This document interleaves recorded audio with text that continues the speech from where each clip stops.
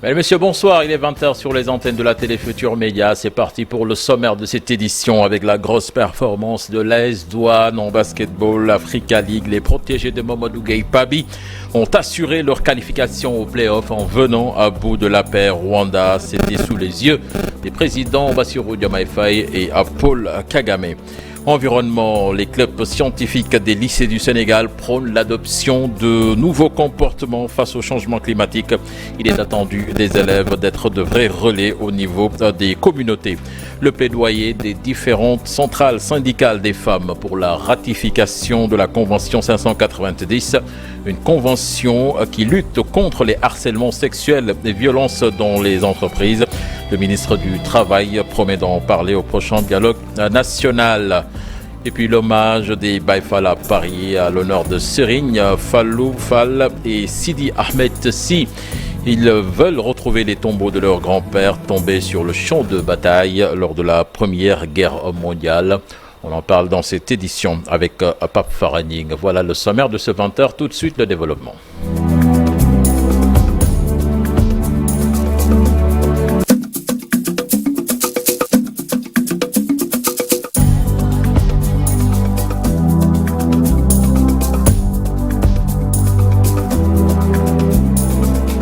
Bonsoir et bienvenue à toutes et à tous. Tout d'abord, ce communiqué du Conseil exécutif des transports urbains qui annonce que le ministre des Infrastructures et des Transports terrestres et aériens va procéder au lancement de la mise en service progressive du BRT.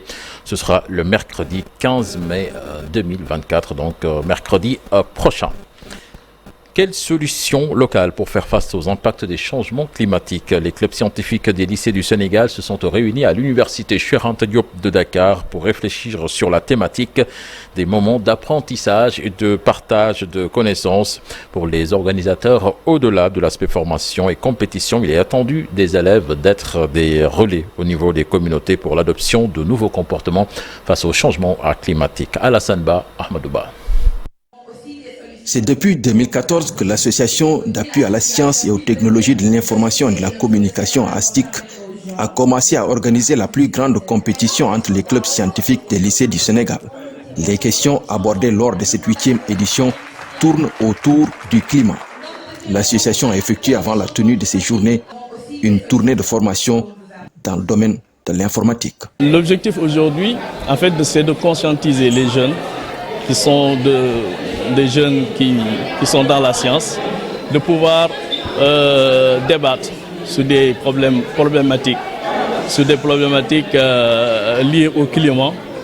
Les changements climatiques sont plus qu'une réalité et aborder ce thème devient une nécessité. ASTIC est d'avis que la solution est d'abord locale et ses élèves semblent avoir bien compris les impacts des changements climatiques. Il faudrait adapter des solutions locales, surtout par exemple, particulièrement Dakar, on a des problèmes liés à l'inondation ainsi qu'à l'érosion côtière. Donc je pense qu'on devrait plus agir sur ces problèmes. Nous sommes tous impliqués là-dedans, donc nous sommes tous citoyens de la Terre, citoyens du monde, donc habitants de la Terre. Nous devons à chacun à son niveau, il doit essayer d'apporter des solutions. Que les communautés se prennent en charge en réfléchissant sur des solutions locales et les mettre surtout en œuvre. Que ça soit, si ce n'est pas mis en œuvre, qu'on les propose aux autorités, ou bien que ça soit une action communautaire que les populations, à partir d'un vecteur que sont les clubs scientifiques, de pouvoir sensibiliser et de créer le cadre qui puisse lutter ou moins amoindrir l'impact du changement climatique. La réussite de ces journées est due en partie à la mobilisation des membres du club des alumni. À travers ces jeunes, la relève est presque assurée pour l'association ASTIC, qui a eu l'idée de mettre en place ce réseau depuis 2023 et qui regroupe tous les élèves qui ont suivi ces formations. Et l'objectif dans les années à venir, aujourd'hui, pour l'ASTIC, c'est d'impacter au-delà du secondaire, de pouvoir descendre dans le moyen et même dans l'élémentaire. Parce qu'aujourd'hui, l'enseignement des sciences doit être une réalité qui doit être intégrée dans tous les niveaux d'enseignement et d'apprentissage du Sénégal. Donc, on pense que d'ici quelques années, on verra vraiment l'impact de ce réseau. L'ASTIC a beaucoup changé des vies, je trouve. parce que surtout dans le côté scientifique, je parle à mon nom parce que moi j'étais pas trop dans les trucs d'informatique. Maintenant je suis en 2e année d'informatique et je peux dire que tout ça c'est à cause de l'ASTIC parce que c'est ici que j'ai découvert tout ce qui est informatique, tout ce qui est codage parce qu'il y a le concours. À travers ces activités, il s'agira également pour ces acteurs de l'éducation de sensibiliser les populations sur les impacts des changements climatiques et les bonnes pratiques à adopter. Campagne agricole à présent pour capter les richesses et accroître la rentabilité du secteur agricole. L'intégration davantage du numérique au service de l'agriculture ne peut être que bénéfique, à en croire Dr Ibnou Temia Silla. Il est expert en technologie digitale, ingénieur en télécommunications. Ancien ministre conseiller en charge de l'économie numérique estime que de telles réformes technologiques doivent d'ailleurs être élargies dans le domaine de la santé, de l'élevage, la pêche, entre autres domaines. Je vous propose de l'écouter, les propos recueillis par Mambirem Diouf.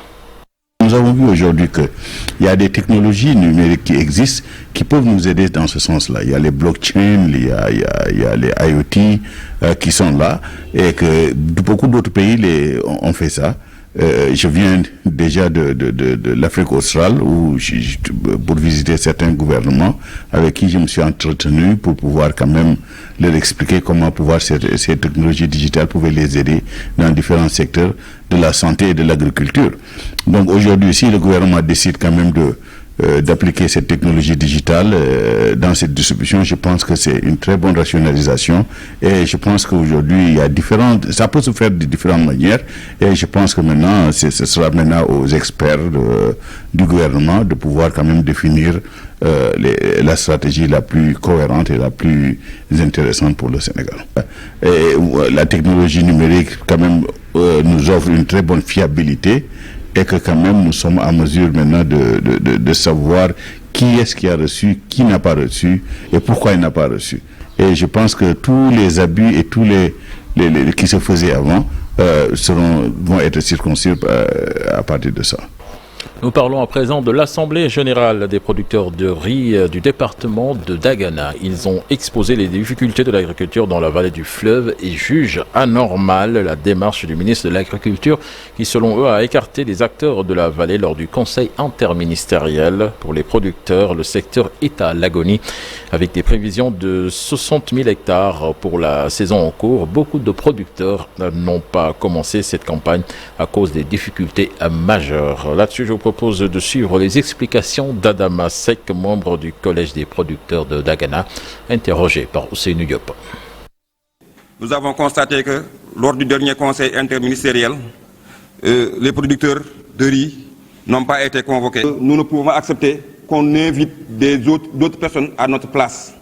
Ça, nous le fustigeons et nous le dénonçons fortement. 2023, qui avait fait 19 000 hectares de sinistres.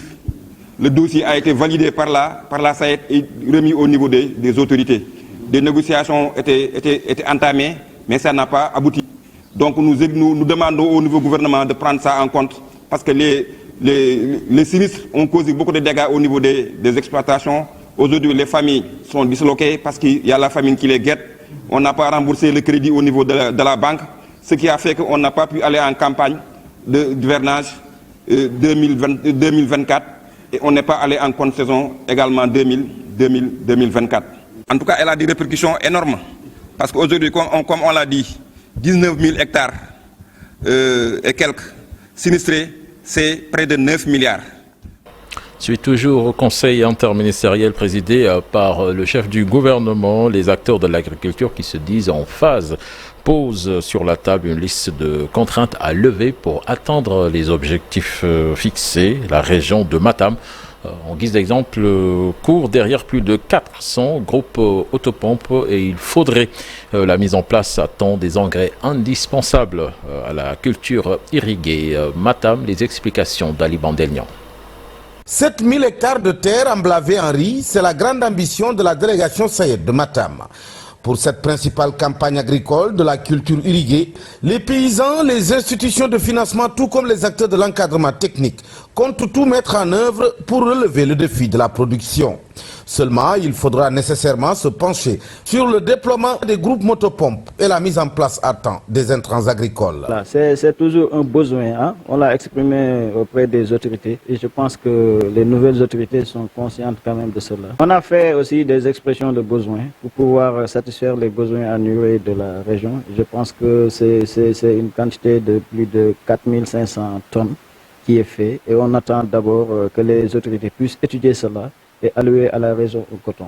Parmi les mesures prises par le gouverneur, c'est de mettre en place les intrants à temps avant même l'installation de l'hivernage. À la veille du démarrage de cette grande campagne hivernale, la tenue d'un comité régional de développement autour du gouverneur a été l'occasion pour les paysans de reposer sur la table la préoccupation autour de l'accroissement des aménagements hydro-agricoles. Voilà, bon, ça je crois que c'est une question que nous essayons de travailler avec la CEP, trouver des solutions pour pouvoir quand même relancer ces activités-là, pour qu'on puisse quand même exploiter plus que ce qu'on est en train d'exploiter actuellement. Je crois que c'est une question qui vient tout le temps, mais avec la CEP qui est plus habilitée à travailler sur ces aspects-là, on est en train de voir comment trouver des solutions pour qu'on puisse exploiter toutes ces superficies. Il y a un projet, le PADER, avait prévu quand même de faire des nouvelles exploitations, mais actuellement il est dans la réhabilitation et je pense qu'on est conscient de cela parce que le potentiel est là. On va essayer de trouver des partenaires et on va essayer de parler à l'État de pouvoir quand même exploiter ce potentiel qui est dans la région. Au cours de cette rencontre d'échange et de partage, les acteurs de la culture irriguée se sont tous réjouis des 23 mesures rendues publiques par le Premier ministre à l'issue du dernier conseil dédié à la campagne agricole. À présent, la rencontre des différentes centrales syndicales des femmes avec le nouveau ministre du Travail, occasion pour ces femmes donc de réitérer leur demande qui consiste à la ratification de la Convention 590 qui lutte contre les harcèlements sexuels et violences dans les entreprises. Yacouba Diémé, ministre du Travail, promet d'aborder cette demande des femmes au prochain dialogue national initié par le président de la République. Je vous propose de suivre le compte-rendu signé des Matidiens avec les images de Mamadou Gueye. La ratification de la Convention 590 continue d'être le plaidoyer de ces femmes leaders. La 590 et sa recommandation 206 de l'OIT fait allusion donc aux violences, au harcèlement dans le milieu du travail. Mais le constat, c'est que nous femmes, nous subissons plus, raison pour laquelle nous l'avons porté, pour dire qu'il est temps. Nous femmes, nous réclamons à compétence égale, que chance doit être égale. En réponse, Yacouba Diémé, le ministre du Travail, de l'Emploi et des Relations avec les institutions, s'engage à remettre cette loi sur la table. Le président de la République a déjà lancé la direction au Premier ministre pour l'initiation d'un dialogue social. Et pour nous, c'est déjà un véhicule social qui doit pouvoir embarquer toutes ces questions parce que c'est l'une des priorités que le chef de l'État a fixées à tous les ministres, à tout le gouvernement. La problématique liée au manque d'inspecteurs du travail a été aussi soulevée. Le ministre du Travail rappelle les propos du président Bassirou Diomaye Diakhar Faye. Notamment le 1er mai, c'est qu'ils ont écouté le discours du chef de l'État. Il est revenu là-dessus de façon très directe pour dire qu'il envisage renforcer le pouvoir juridique des inspecteurs du travail et qu'il envisage également travailler à renforcer leurs moyens. Cela explique en grande partie l'interpellation d'aujourd'hui. Ces femmes des différentes centrales syndicales se disent confiantes et espèrent au sortir de cet atelier de 2 jours que le nouveau ministre du Travail va respecter ses engagements. Parlons à présent de la Journée mondiale des infirmiers célébrée ce dimanche à Bignona dans ce département de la région de Ziguinchor. Les infirmiers font souvent face à des défis divers et parfois complexes. L'enclavement dont souffrent la plupart des localités de ce département, la logistique qui est presque inexistante. Djiboutingom est le président des infirmiers du district sanitaire de Bignona. Il en parle au micro de Lamine Ba et Lamine Mandian. Si on parle de difficultés, donc on est tellement à l'aise en parlant de difficultés des infirmiers dans les zones les plus reculées. Parce que là, il y a un problème d'accessibilité déjà. Donc pour accéder dans les zones, donc c'est tellement compliqué. Il y a un manque d'infrastructures, il y a un manque de moyens de déplacement, surtout pour l'évacuation des malades. Donc on n'a pas d'ambulance assez d'ambulances dans les postes et des ambulances qui répondent aux normes. Pas des ambulances, mais des ambulances qui répondent aux normes pour l'évacuation des malades. Sur le plan infrastructurel aussi, ça manque beaucoup. Donc s'il y a des bâtiments, donc on travaille à peine dans des conditions très précaires même, je dis, très précaires. Sur le plan matériel aussi, ça manque, il y a beaucoup de choses qui nous manquent. On travaille avec les moyens du bord. L'infirmier, en quelque sorte, c'est le pilier du système sanitaire sénégalais. C'est lui le gynécologue au niveau poste, c'est lui le chirurgien au niveau poste, c'est lui parfois cette sage-femme au niveau poste. C'est lui qui fait tout. On pense qu'avec ce nouveau gouvernement, Bignona sera érigé donc à un niveau beaucoup plus élevé. Parce que reste que le district sanitaire de Bignona, on a 42 postes de santé. Je ne dis pas le département, je dis que le district sanitaire. Par contre, dans le département, il y a le district sanitaire de Thionkesil et il y a le district sanitaire de Djoulourou. Donc tous ces districts rassemblés, donc, on se retrouve à peine avec 80-85 postes de santé. Et tout, on est obligé d'évacuer tous au niveau de Ziguinchor, tous ces malades. Donc ça, je pense qu'il est temps que Bignona soit érigé donc, à niveau 1. Santé toujours avec le district sanitaire de Vélingara également qui ne dispose pas d'unité de transfusion sanguine et d'unité de néonatologie. Le manque de personnel qualifié et d'infrastructures sanitaires sont également un problème à Vélingara où ces manquements menacent la santé de la mère et de l'enfant. Explication Abdoulaye Diallo.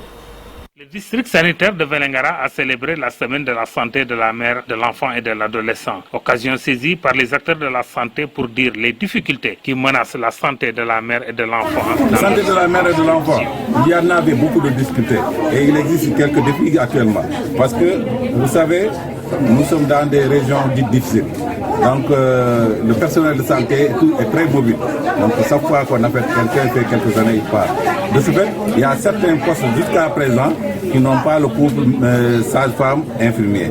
Donc ça pose un problème. Et ensuite, la couverture sanitaire, elle est insuffisante. Parce qu'aujourd'hui, si nous voyons le district de Vélingara, on a besoin encore d'une dizaine de postes de santé. Et heureusement, avec l'accompagnement du ministère et des partenaires, il y a des postes qui seront érigés en bas. Et avec l'appui de... Partageant plusieurs frontières avec des pays voisins au Sénégal, le département de Vélingara ne dispose pas d'unité de transfusion sanguine. Dans tout le département du Vélingara, on n'a pas une unité de transfusion sanguine. Ça, c'est extrêmement important. Les femmes peuvent accoucher ici, elles font des problèmes d'anémie. Donc il faudrait les transférer surtout jusqu'à Tamba ou bien Kolda. Nous avons le département le plus peuplé de la région de Kolda. Avec le dernier recensement, nous avons plus de 405 000 habitants. Donc plus grand que... La direction de la santé de la mère et de l'enfant était représentée à la dite cérémonie. Il est avéré que les causes de mortalité de la mère, du nouveau-né et de l'enfant sont pour la plupart évitables grâce à un ensemble d'interventions essentielles fondées sur des bases factuelles. Un hôpital de niveau 2 est aussi parmi les doléances des habitants du département de Vélingara. Grogne des habitants de Diop Ndofène, ils réclament un pont pour vaquer correctement à leurs occupations. L'autoroute à péage Mbour-Fatick-Kaolack traverse ce village de la commune de Diouroup et les populations estiment que les ouvrages construits à hauteur de leur village réduisent drastiquement leur mobilité. En sit-in ce matin, ils ont demandé aux autorités de rectifier le tir. Aminata Gouyabi. Nous voici devant un mal nécessaire qui est l'autoroute à péage. Mais nous présentons un cas particulier ici à Diop Ndofène. Voyant comment l'autoroute a été construite ici, sans analyser profondément, nous tous, nous savons que vraiment nous sommes en face d'un problème. Dans le cahier de charge, il nous est clairement dit, en présence des autorités du département, que ce qui est là comme passage n'est pas fait pour les populations. Comment ce tunnel a été fait ne nous permet pas de vaquer bien à nos occupations. Nous paysans, nous femmes de ce village, dont les activités sont multiples, si nous avons une charrette en charge, la charrette ne pourra pas passer. Je ne parle même pas de camions, de béton ou de sable, personne ne peut passer. Donc aujourd'hui, nous lançons un alerte aux autorités en charge de ce projet, à notre maire, au sous-préfet de Tataguine et même aux autorités de la région. C'est un inconvénient manifeste. Nous n'avons pas besoin d'une conduite d'eau. Nous voulons un pont avec une hauteur qui nous permettra de passer comme nous le voulons. Si rien n'est fait, nous allons passer à la vitesse supérieure. Et comme je vous l'ai dit, nous ne comptons pas du tout abandonner. Nous allons tout faire pour que vraiment ce palace soit rectifié. Ils ont carrément les moyens pour démolir ça et nous permettre de continuer notre vie. Culture à présent avec Dakar qui a déroulé ses belles lettres pendant 4 jours à l'occasion de la rentrée littéraire de la maison des éditions Jimsan de l'écrivain Felwine Sarr. Les amoureux de littérature ont été servis et le clou de l'événement ce 11 mai, célébrant en héros autre que Bob Marley, la renaissance du martyr Omar Blondin Diop, consigné dans un ouvrage signé d'un doctorant en histoire Florian Babin. Parmi les aficionados de ce marathon littéraire de Dakar, il y avait Abdoulaye Cissé. Tel un attrape-nigo, les bijoux de famille de la jeune maison des éditions Jimsan nous étaient donnés à voir.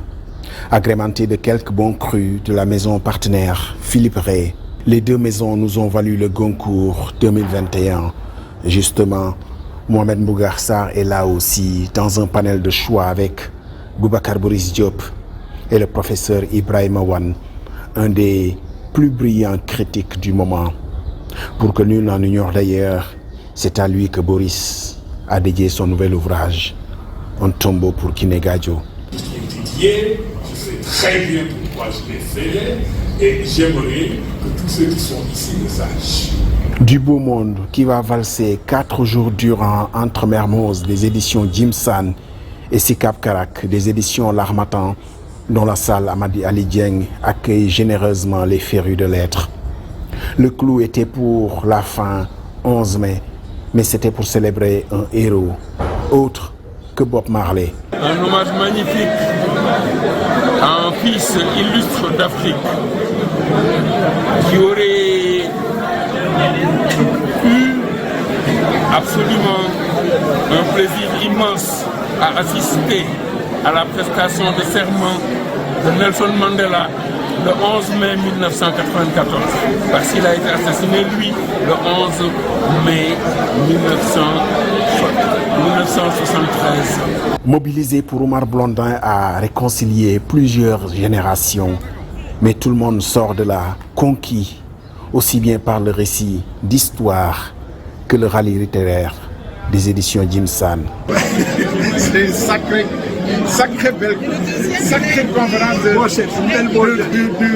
vieux réacs, on va le dire. On est entre nous. Il y avait quelques vieux réacs quand même. Mais il faut dire ce qu'on pense de nous, il faut qu'on se le dise.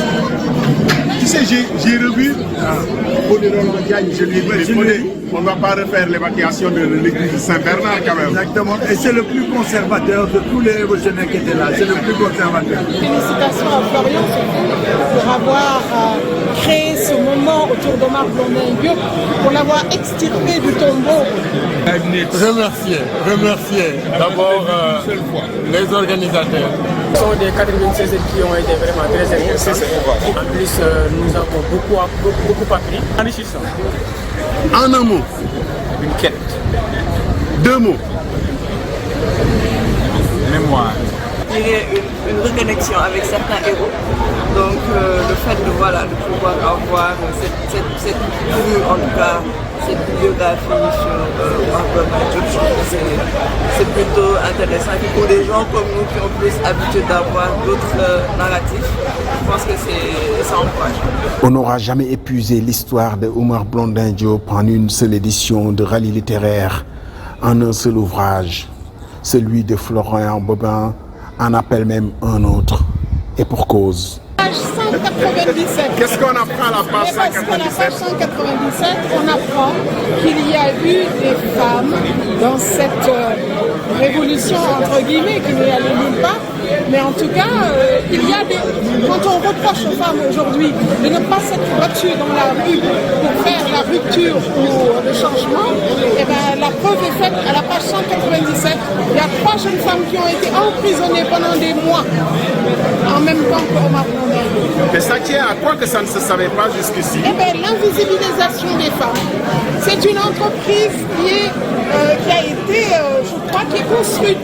Invisibiliser les femmes, les reléguer à la maison, les affaires de la rue, c'est pour les jeunes gens. Eh bien non. Mais ça a été révélé par un homme quand même, on va le faire... Bien sûr, mais t'inquiète pas, les gens, nous on va on va reprendre ça, parce que ces trois jeunes filles, finalement, moi, ça m'interroge avec d'autres figures qui ont été invisibilisées lors des indépendances et d'autres figures qui ont été invisibilisées pendant cette rupture-là que tu as contribué à mettre en lumière, d'ailleurs, soit dit en passant. Blondin est grand, mais Florian n'est pas petit. C'est par ce bout d'homme que l'histoire est revisitée. Blondin Diop, c'est un jeune qui aujourd'hui fait partie de ce qu'on peut appeler le panthéon des résistants sénégalais et africains. Mais son histoire demeure assez fragmentée. Il a des fragments par-ci par-là que j'ai tenté humblement dans ce récit de pouvoir rassembler à l'écrit, de telle sorte que son histoire soit mieux connue, mais c'est aussi l'histoire d'une époque de cette génération 68 où, je le dis ainsi, l'impossible paraissait à portée de main. À tout seigneur, tout honneur, le maître a même oublié qu'il avait aussi son ouvrage à présenter. Il est rempli de gratitude. Magnifique biographie de Omar Blondin Diop. Toutes les questions que ça soulève sont des questions qui résonnent avec l'actualité sénégalaise, avec le rêve d'alternative, de révolution des structures mentales et imaginaires, de refondation du politique. Et je pense qu'on a eu une belle discussion sur la gauche, sur les futurs que l'on se donne. Et on se dit qu'une maison d'édition, c'est aussi un lieu pour créer ce genre de discussion-là. Donc on a été très heureux de ça. Ça c'est fait. Le défi maintenant est d'honorer le rendez-vous. On va créer un rendez-vous régulier et puis à chaque fois on aura une livrée, une fournée et on invitera tout le monde à venir échanger et converser. Bravo, tu sais que c'est en boîte donc tu as promis. Hein? Non, j'ai promis devant la terre entière. Super, deal. Bravo Jim San, il y a de quoi être fier. Bravo les auteurs, bravo public. Il fallait le faire, on l'a fait, relever le défi. La SIC, merci. Des Baye Fall ont célébré ce dimanche à l'honneur de Serigne Fallou Fall, aîné de Mame Cheikh Ibrahima Fall et de Serigne Sidi Ahmed Sy, fils aîné de El Hadj Malick Sy. Ils ont marché dans les rues plutôt de Paris. Ils veulent retrouver les tombeaux de leur grand-père. Ces Baye Fall ont tenu une cérémonie à la fin en présence du maire de Thiaroye-Gare et de l'ambassadeur du Sénégal en France. On voit cela dans ce reportage signé Pape Faraning. 2 gerbes de fleurs pour 2 grands dignitaires et marabouts du Sénégal tombés lors de la guerre mondiale 14-18 à l'Arc de Triomphe.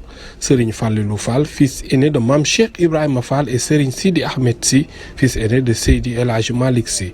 Une cérémonie organisée par les fils de Serigne Modou Abdoulaye Fall Ndar pour commémorer l'armistice et la mémoire de leur grand-père. C'est un jour mémorable et nous remercions quand même les autorités administratives et gouvernementales de la France qui ont bien voulu dédier une journée aux tirailleurs. Ces tirailleurs sénégalais qui regroupaient tous les soldats africains qui ont combattu aux côtés des barbus ici pour libérer la France et particulièrement Paris. Nous sommes là pour représenter le Khalife général de Baye Fall, parce que nous avons un de nos parents qui était là, le fils aîné de Cheikh Ibrahima Fall, Cheikh Serigne Fallou Fall, et qui est tombé ici durant cette guerre-là. C'est un hommage vraiment que nous, avec la reconnaissance de l'État du Sénégal. Je salue la présence de l'association Lamp Fall, porte-parole des Baye Fall, une forte délégation des autorités religieuses venues du Sénégal. Voilà, ça va. La Grande Guerre 14-18, alors il a fait ici preuve de bravoure, de courage, de détermination, jusqu'à être, n'est-ce pas, jusqu'à tomber sur le sol français. Il est actuellement enterré ici. Alors nous sommes venus lui rendre hommage avec tous ses autres compagnons, frères d'armes, qui ont combattu avec lui, avec courage, n'est-ce pas, sur le sol français sur plusieurs fronts, disons, et qu'actuellement nous sommes fiers d'être là avec vous. Un autre symbole dans le 18e, une place dédiée aux tirailleurs sénégalais pour marquer cette date en présence du maire de Thiaroye-Gare et son homologue du 18e. De manière vraiment symbolique parce que maire de la commune de Thiaroye-Gare bu wax Thiaroye-Gare bu ko histoire des tirailleurs nga xam ne tey ren mooy 80e anniversaire des tirailleurs bi nga xam ne ñu ngi koy célébrer à partir du 1er décembre 2024. Les Mourides ont marché dans les rues de Paris au rythme des Baye Fall sous une escorte de la police française.